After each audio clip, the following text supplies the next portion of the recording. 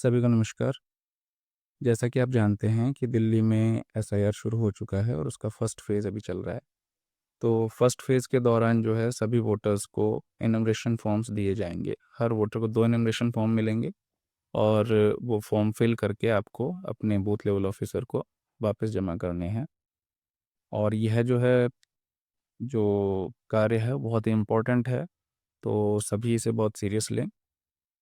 पहले हम देख लेते हैं कि जो हमें एनुमरेशन फॉर्म मिलेगा वो किस तरह का होगा। तो आप स्क्रीन पर देख रहे हैं, इसी तरह का एनुमरेशन फॉर्म आप सभी को मिलेगा।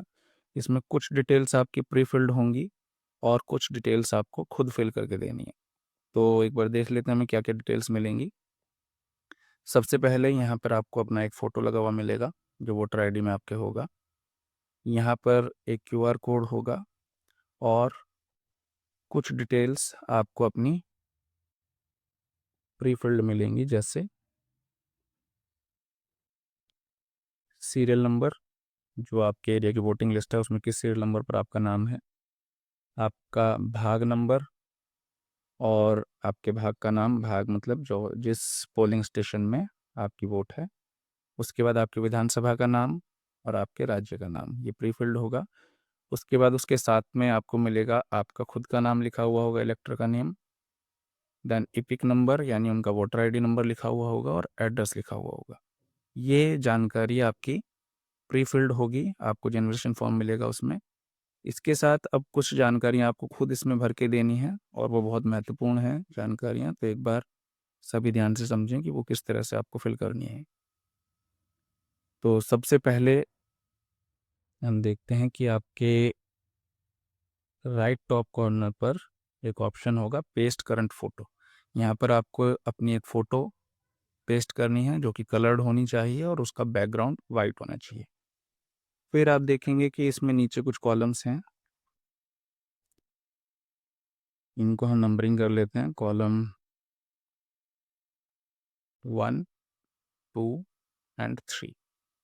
तो कॉलम 1 और 2 ये दोनों कॉलम्स जो है 2002 की डिटेल्स फिल करने के लिए हैं, यानी लास्ट एसआईआर की डिटेल्स फिल करने के लिए हैं। अगर किसी और स्टेट की वोटिंग लिस्ट में आपका नाम था लास्ट एसआईआर के टाइम पे, तो हो सकता है वो वोटिंग लिस्ट 2002 की जगह 2003 और 2005 की हो सकती है। तो पहले हम बात करते हैं कॉलम 1 और 2 की, कि किस तरह से ये डिटेल्स फिल करनी है। तो जैसा कि मैंने बताया कि ये दोनों कॉलम्स जो है सिर्फ 2002 की डिटेल्स के लिए हैं और जो तीसरा कॉलम है, ये तीसरा कॉलम प्रेजेंट की डिटेल के लिए, यानी इसमें वर्तमान समय की डिटेल्स आपको फिल करनी है। तो पहले कॉलम 1 की बात करते हैं कि उसे हम कैसे फिल करेंगे। इसमें कुछ डिटेल्स आपको दिख रही होंगी, जैसा कि मैंने बताया कि पहला जो कॉलम है इसको सिर्फ वही लोग फिल करेंगे जिनका खुद का नाम 2002 की वोटिंग लिस्ट में था, यानी 2002 की लास्ट एसआईआर की वोटिंग लिस्ट में जिनका खुद का नाम था वही इस पार्ट को फिल करेंगे। और ऐसे वोटर भी हो सकते हैं जिनका नाम 2002 की वोटिंग लिस्ट में नहीं था, या तो वो उस समय 18 साल के नहीं थे या फिर जो है किसी कारणवश उनका नाम नहीं रहा, लेकिन उनके माताजी का, पिताजी का और उनके दादा-दादी का नाम जो है 2002 की वोटिंग लिस्ट में था।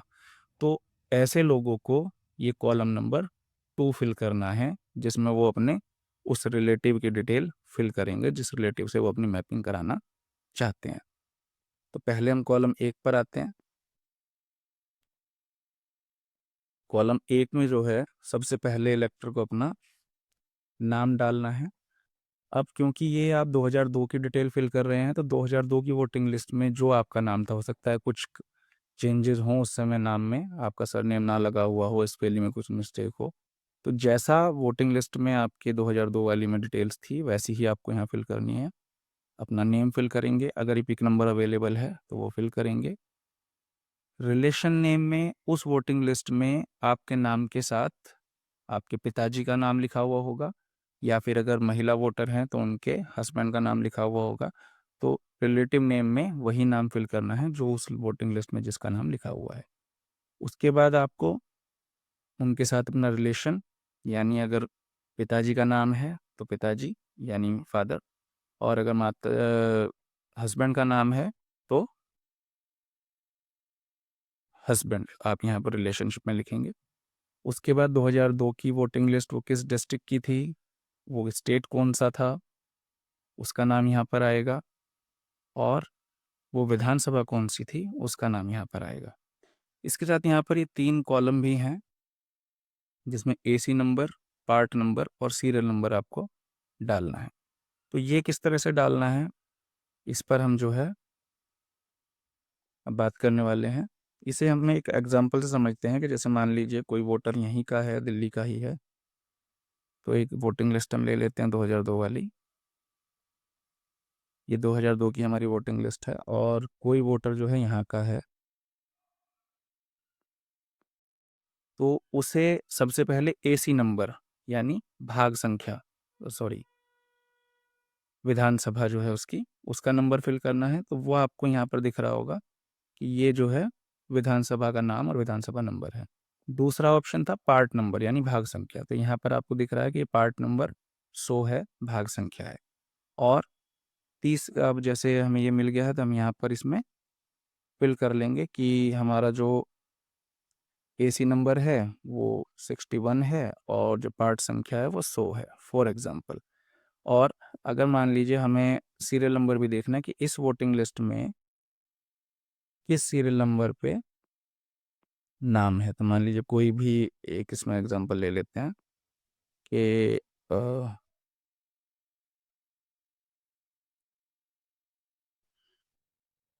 ये मान लीजिए कोई कुलदीप जी हैं जिनका सीरियल नंबर 35 है और इन्हें अपना फॉर्म फिल करना है, तो इनका सीरियल नंबर 35 है इस वोटिंग लिस्ट में। तो हम सीरियल नंबर की जगह जो है यहाँ पर फिल करेंगे 35। ठीक है, तो ये तीनों डिटेल हो गई, एसी नंबर यानी विधानसभा का नंबर, पार्ट नंबर और सीरियल नंबर। इसी तरह से जो है जो पार्ट बी है, सेकंड पार्ट जो है, इसी तरह से हमें ये भी फिल करना है, लेकिन बस यहाँ पर डिटेल्स हमें अपने रिलेटिव की देनी है, यानी जिसके साथ हम अपनी मैपिंग कराना चाहते हैं। और सेम डिटेल्स यहाँ पर फिल करनी है, जैसे मान लीजिए मुझे जो है अपनी मैपिंग अपने पिताजी के साथ करानी है, तो मैं पहले यहाँ ब्रैकेट में अपना रिलेशन उनके साथ लिख दूंगा कि भाई वो मेरे फादर हैं जिससे भी मैं मैपिंग करा रहा हूँ। यहाँ ब्रैकेट में लिख देंगे फादर, और उसके बाद उनके डिटेल्स हम देंगे कि भाई उनका 2002 में क्या नाम था, यहाँ भरेंगे। उनका एपिक नंबर अगर अवेलेबल है 2002 वाला तो यहाँ डाला जाएगा। रिलेशन नेम, यहाँ पर जो है उनके पिताजी का नाम हो सकता है अगर मैं अपने पिताजी से मैपिंग करा रहा हूँ। अगर अपनी माताजी से मैपिंग करा रहा हूँ तो उनके हस्बैंड का नाम हो सकता है। अगर दादा दादी से करा रहा हूँ तो उनके रिलेटिव का नाम हो सकता है। तो जो भी नाम 2002 की वोटिंग लिस्ट में उनके साथ था वो रिलेशन नेम आपको यहाँ पर डालना है।